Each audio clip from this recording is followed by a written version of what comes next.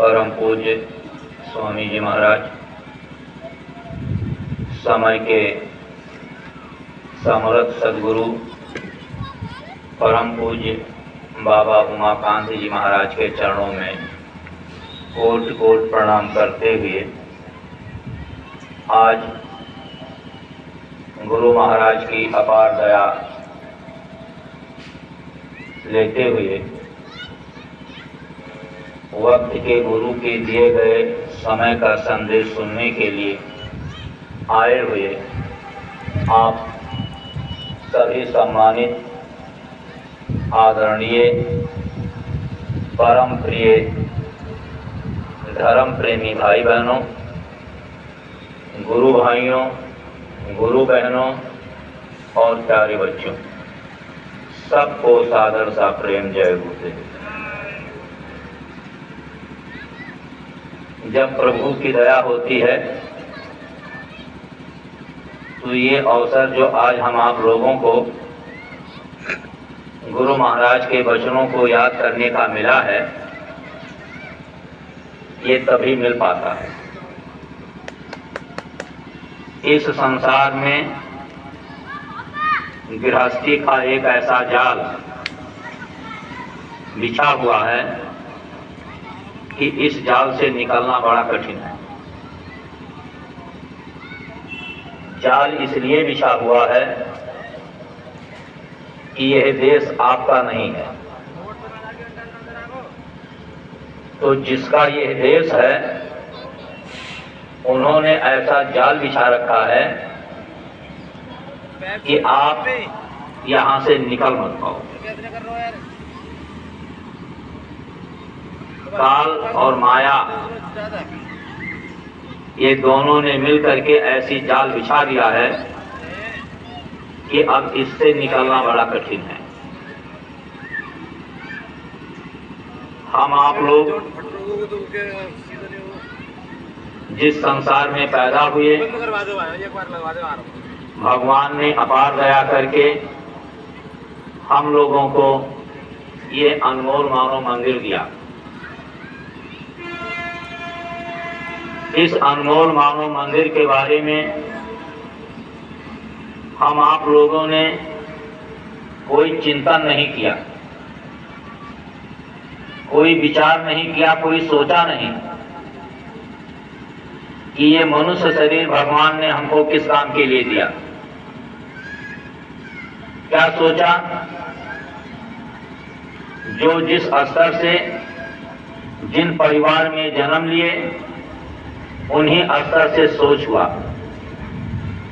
राजा महाराजा के घर में जन्म हुआ, बड़े सेठ साहूकार के घर में जन्म हुआ, उच्च कुल में जन्म हुआ, तो यही सोचे कि मान पद प्रतिष्ठा, हमारा राज परिवार का सुख वैभव, जो जिस कुल में जन्म लिया उस कुल की मान मर्यादा हम कायम रखें और अच्छा से अच्छा भोजन मिले, अच्छे से अच्छे कपड़े पहने, अच्छे महल में रहें, अच्छी गाड़ियों में चलें, ये सम्मान हमारा बना रहे।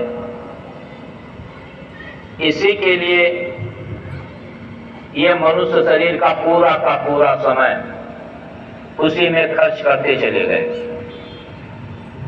जो और अन्य जगहों पर पैदा हुए तो जिस स्तर के पैदा हुए उसी स्तर का सोच बनाया।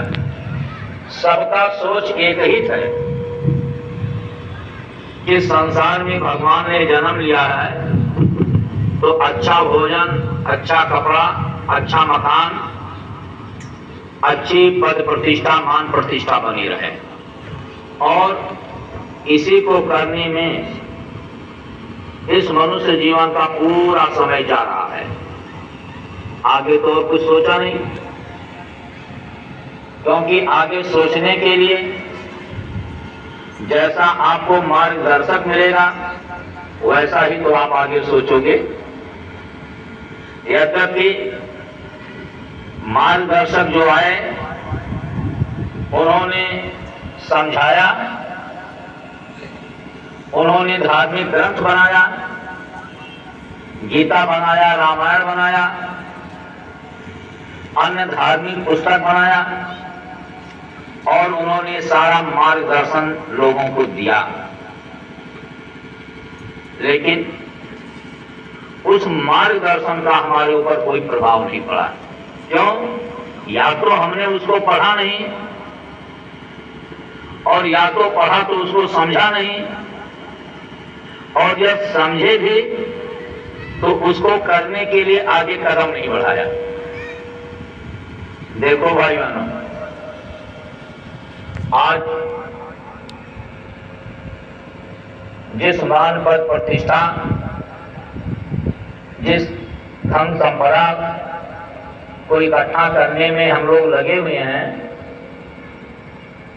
ये चीज तो हम आप लोग अपनी आंखों से देख रहे हैं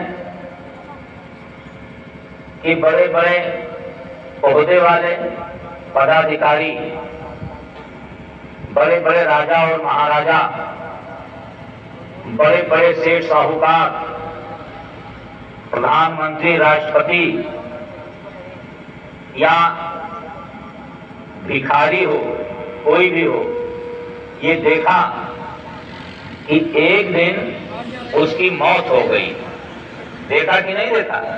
अरे मौत होते हुए देखा कि नहीं देखा? मौत हुई।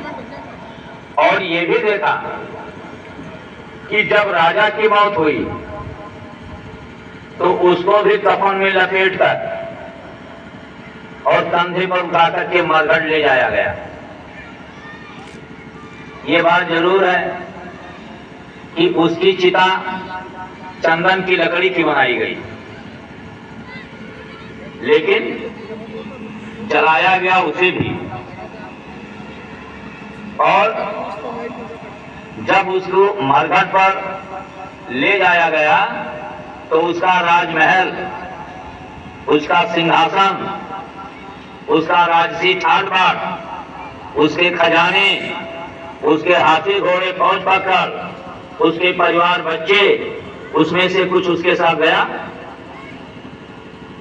नहीं गया। यही उत्तर है, नहीं गया। ऐसे ही कोई सेठ साहूकार, कोई बड़ा पोस्ट वाले अधिकारी कर्मचारी या एक छोटा सा गरीबी में गुजारा करने वाला इंसान, चाहे भिखारी ही क्यों ना हो, वो भी जब मरा, मौत तो उसकी भी हुई, लेकिन जब वो भी मरा तो उसको भी लोग उठाकर मरघट पर ले गए और वहां साधारण लकड़ी रख करके उसको जला दिया। जलाया वो भी गया, जलाए वो भी गए, दोनों की शरीर जल करके राख हो गई। और जो सेठ साहूकार या गरीब वो मरे तो वो भी तो अपने साथ दुनिया का कोई सामान नहीं ले जा पाए, कुछ लेकर गए। आज तक मरने के बाद इस दुनिया से कोई कुछ लेकर के गया? तो ये हम लोग भी तो सोचना चाहिए। देखते हैं, देख करके याद करना चाहिए कि एक दिन हमको भी ये शरीर छोड़ना पड़ेगा, और जब ये शरीर छूटेगा तो हमारे भी साथ दुनिया से कुछ नहीं जाएगा। एक फूटी कौड़ी बालू का कण भी अपने साथ जाने वाला नहीं है। तो आपको भगवान ने अकल दिया है, ये मनुष्य शरीर दिया है, सोचने और समझने की शक्ति दिया है कि इसको सोचो कि क्या ये मनुष्य शरीर भगवान ने केवल कमाने खाने मान पद प्रतिष्ठा के लिए दिया है कि इस शरीर का कोई और काम है? भाई बहनों, जो महात्मा आए, जिन्होंने गीता रामायण बनाया, जिन्होंने धर्म पुस्तकें लिखी, उन्होंने ये उपदेश दिया है, ये संदेश दिया है कि ये मानव मंदिर है, ये बताया है। ये कहा है मानव मंदिर है। जैसे आप अपना मंदिर बनाते हो, अपनी मेहनत कमाई का ईंट पत्थर लगा करके वो आप अपनी कमाई का मंदिर बना करके तैयार कर दिया। अब जब मंदिर वो तैयार हो गया तो आप उसमें जाते हो, बाजार से भगवान की मूर्ति खरीद कर लाते हो। लेकिन भगवान की मूर्ति जो आप खरीद करके ला रहे हो, उस मूर्ति को किसने बनाया है? उसको किसी आदमी ने बनाया है जिसको शिल्पकार कहते हो।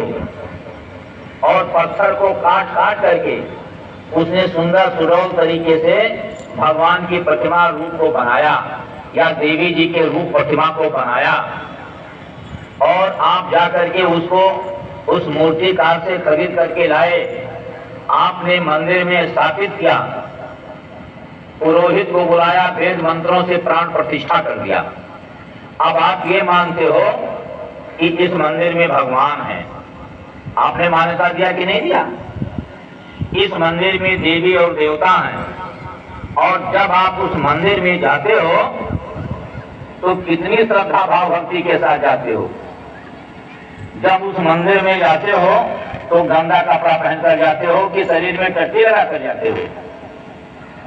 साफ कपड़े पहन तो भले ही पुराना कपड़ा हो, लेकिन साफ कपड़ा पहनकर जाते हो, स्नान करके जाते हो, हाथ में फूल अच्छा फल फ्रूट लेकर के जाते हो, इसके लिए कि भगवान को अर्पित करेंगे। जिस मंदिर में जाते हो उस मंदिर की भी सफाई का ध्यान रखते हो।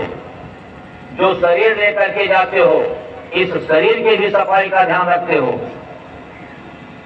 तो भगवान ने इतना हम लोगों को अकल दे रखा है कि जो मंदिर भगवान की आपने बनाया है उसको साफ रखना चाहिए। और जब पूजा करने जाते हो तो शरीर को भी साफ रखना चाहिए। तो साफ मंदिर में भगवान है और साफ शरीर से पूजा करोगे तो भगवान आपकी पूजा को मंजूर करेंगे। बात यही तो है। बातें तो सबके समझ में आ रही है। थोड़ा हिंदी में जरूर बोल रहा हूँ, लेकिन सरल हिंदी कर रहा हूँ। तो इतनी बात की जानकारी है हम सब लोगों को। लेकिन भाई बहनों, वो मंदिर जो आपने बनाया उसकी साफ सफाई और जाने की साफ सफाई का तो आपको ध्यान है। लेकिन ये जो मनुष्य शरीर हम लोगों को मिला है, इस मनुष्य शरीर को किसने बनाया है? सोचो। आज आप एक महात्मा के संदेश को सुनने के लिए यहां पर आए हो, इसलिए ये बात याद कराई जा रही है कि ये मानव मंदिर, ये मनुष्य शरीर, ये किसने बनाया है?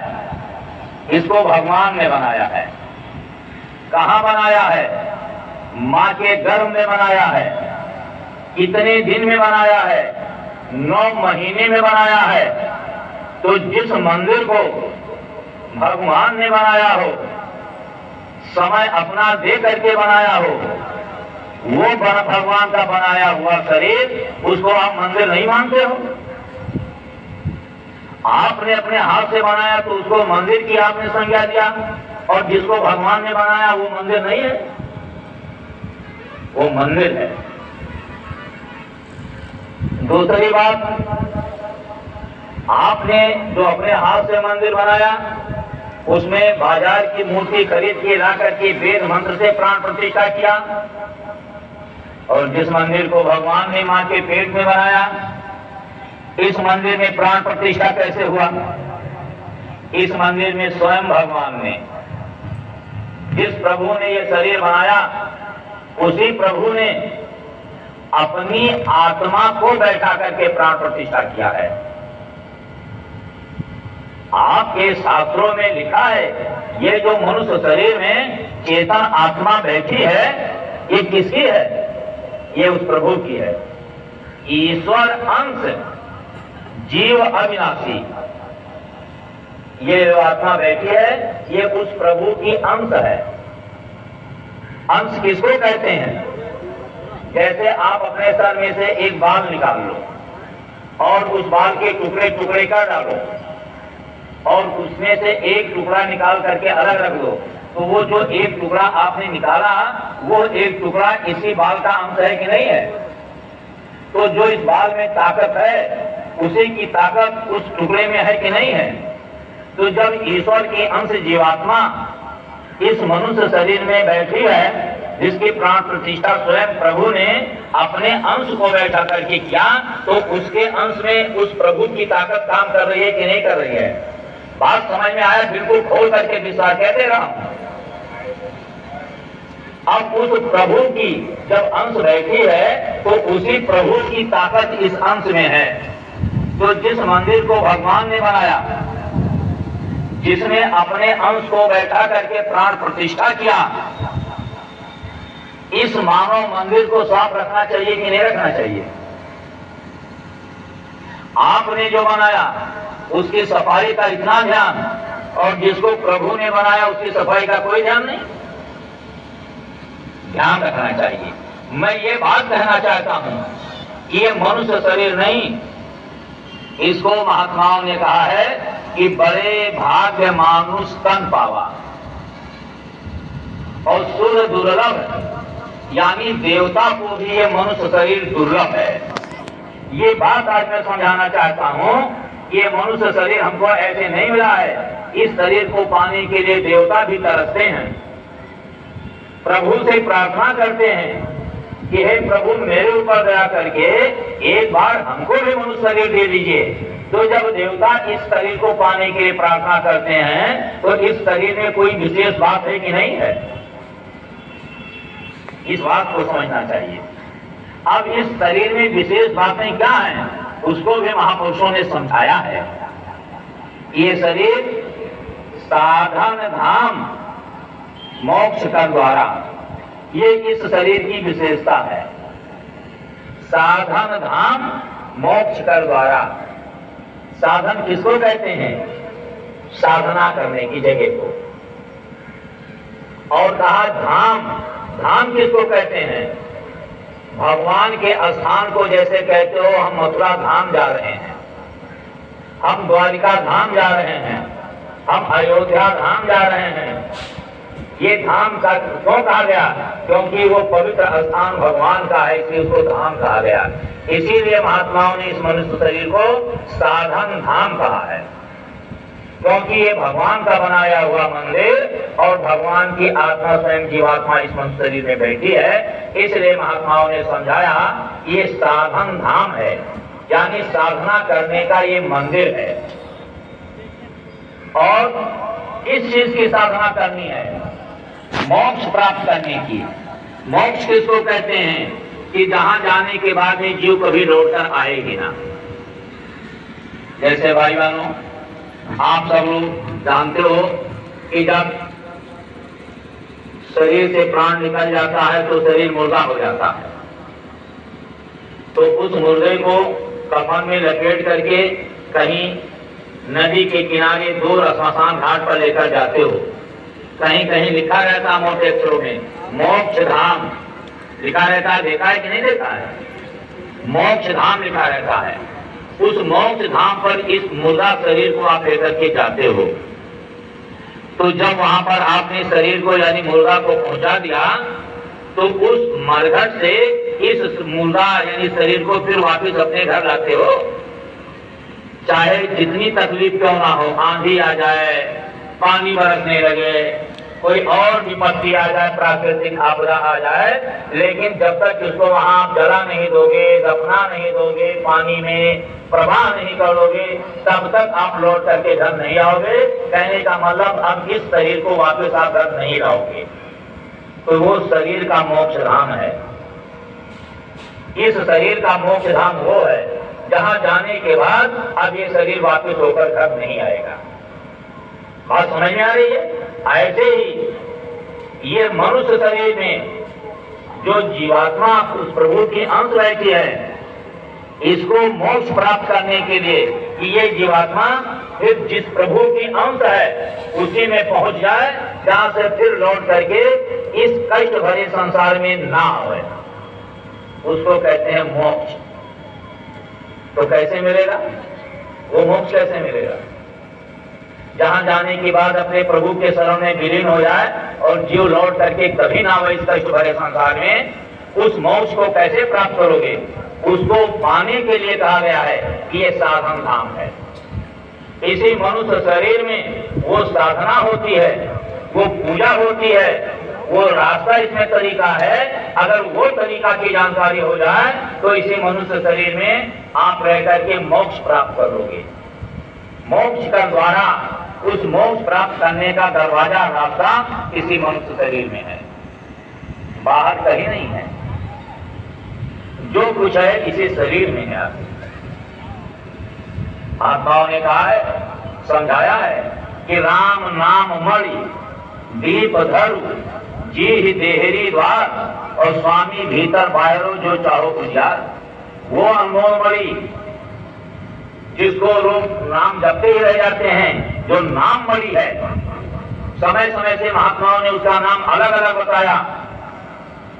किसी ने राम नाम बताया, किसी ने हरबोल नाम बताया, किसी ने साहब नाम बताया, किसी ने वाहे गुरु सतनाम ने बताया, किसी ने जय गुरुदेव नाम बताया। वो मणि कहाँ है? वो मणि आपके इसी मनुष्य शरीर में दोनों आंखों के पीछे है। और जहां मणि रखी हुई है, परम प्रकाश रूप दिन राशि नहीं चाहिए। जहां दिया घृत राशि, जहां मणि होगा वहां प्रकाश रहेगा कि नहीं रहेगा? वो परम प्रकाश हो रहा है। और जहां मणि रखी है, कहते हैं जी द्वार पर, जहां जीवात्मा बैठी है उसी के दरवाजे पर वो मणि रखी हुई है। तो अगर वो मणि प्राप्त हो जाए, उसकी रोशनी मिल जाए, तो उसी की रोशनी में मोक्ष को प्राप्त करने का दरवाजा दिखाई पड़ेगा। और ये जीवात्मा उसी दरवाजे से निकल करके अपने प्रभु के देश चली जाए। जिन्होंने ये साधना किया, इस साधन धाम मंदिर में बैठ करके जिन्होंने ये साधना किया और मोक्ष को प्राप्त किया, उन्होंने साफ साफ रामायण में लिखा है कि मुझे उन्नयन प्रसिद्ध जब भयो उन चितवत कौशल को उधर माज सुन अंडज राया, देखो बहुत ब्रह्मांड निकाया। रोम रोम में व्याप्त है कोट कोट ब्रह्मांड, और प्रत ब्रह्मांड राम अवतारा, रचना एक एक के नारा। जब उन्होंने अंदर में जाकर के जीवात्मा जगी और मोक्ष के दरवाजे से निकल करके अंदर जब गए और उन्होंने अंदर में जो देखा अपनी आंखों से, उसका बयान उन्होंने रामायण में लिखा है, आंखों से देखा है। तो अगर वो इस साधन धाम मंदिर में बैठ करके और उस मोक्ष प्राप्त करने के दरवाजे पर चल करके ये चीज देख सकते हैं, वो प्रभु उनको मिल सकता है, तो क्या हम इस मनुष्य मंदिर में बैठ करके उसको नहीं कर सकते?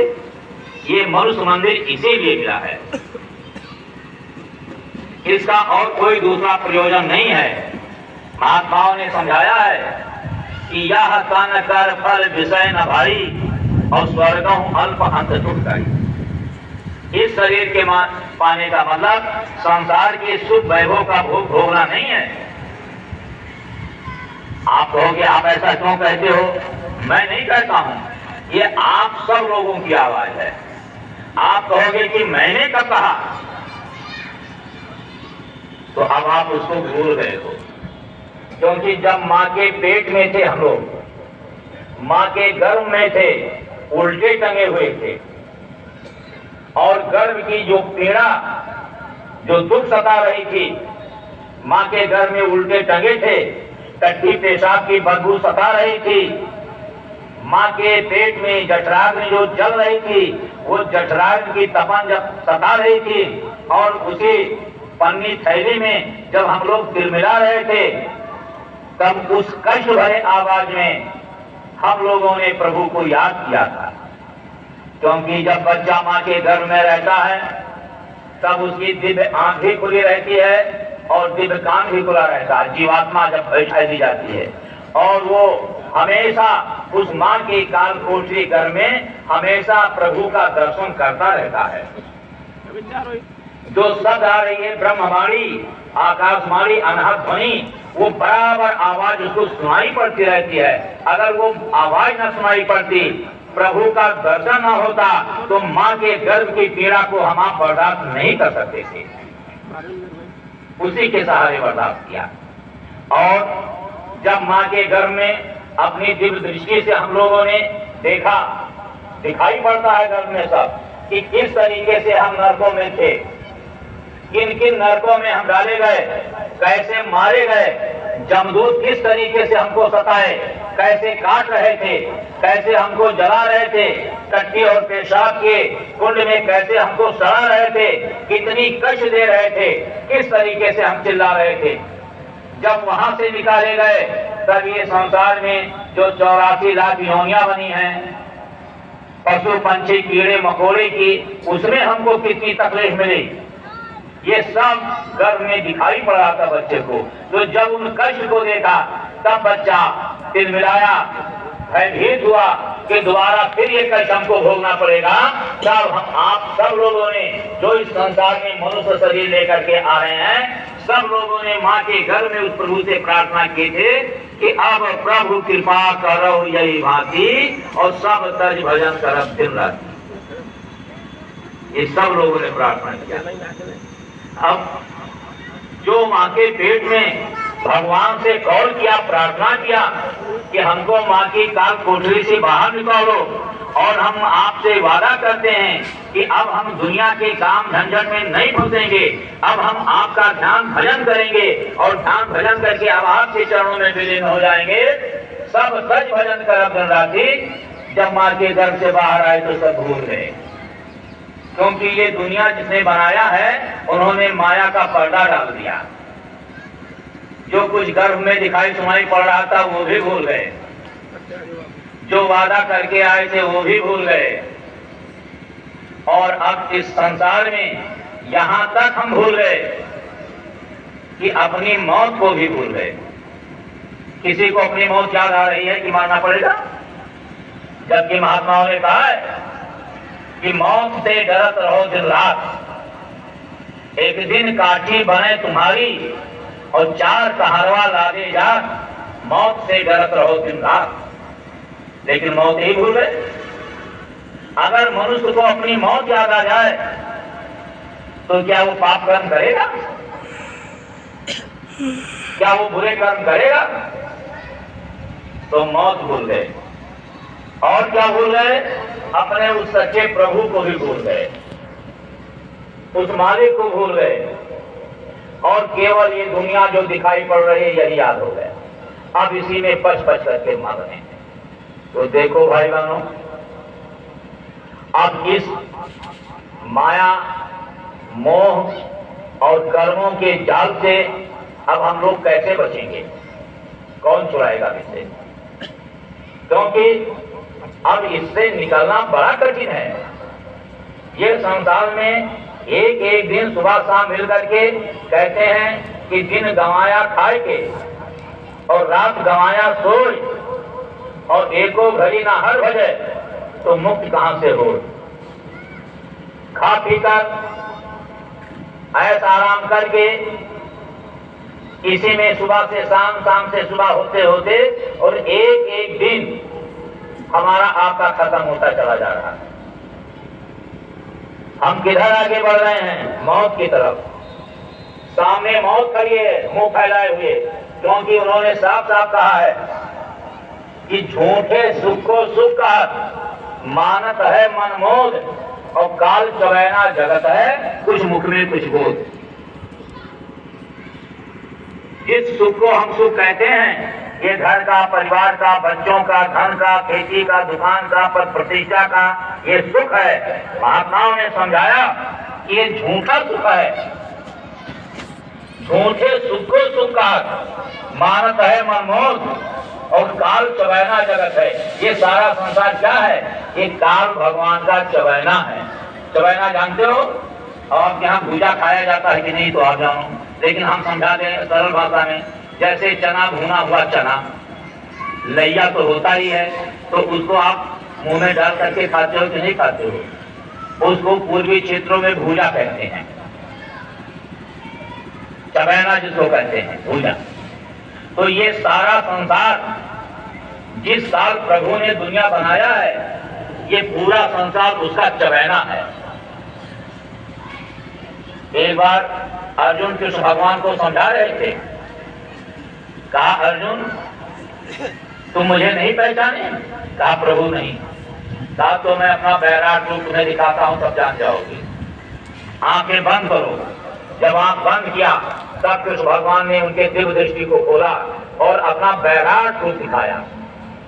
कहा, देखो अर्जुन, तुम जो मुझको समझते हो वो मैं नहीं हूं, मैं कालों का काल महाकाल हूं। अब तुम मेरे रूप को देखो। जब अपना बैराट रूप दिखाया तो देखा कृष्ण भगवान ने कि सारा संसार सब उनके मुंह में चला जा रहा है, सब उनके मुंह में चला जा रहा है। और चलते चलते तब तक क्या देखा कृष्ण भगवान ने, अर्जुन ने, कि अब मेरा भी नंबर आ गया, अब मैं भी जा रहा हूं उन्हीं के मुख में। तब जोर से चिल्लाए कि प्रभु अब बचाओ, अब अपनी इस माया को समेटो, अब नहीं देखा जा रहा है। तो काल चबैना जगत है, एक दिन करके धीरे धीरे हम उसके मुख की तरफ आगे बढ़ रहे हैं और एक दिन वो अपने मुंह में दबोच लेगा। इसलिए भाई बहनों, महात्मा इससे सावधानी कराते हैं। हम लोग सोचते हैं कि हम संसार में रहकर हम जो चाहे कर रहे हैं, कोई हमको देख नहीं रहा है, देखने वाला सब देख रहा है। एक एक पल का हिसाब हो रहा है। इस मनुष्य शरीर में रह करके जो कुछ भी हम कर रहे हैं, एक एक पल का हिसाब।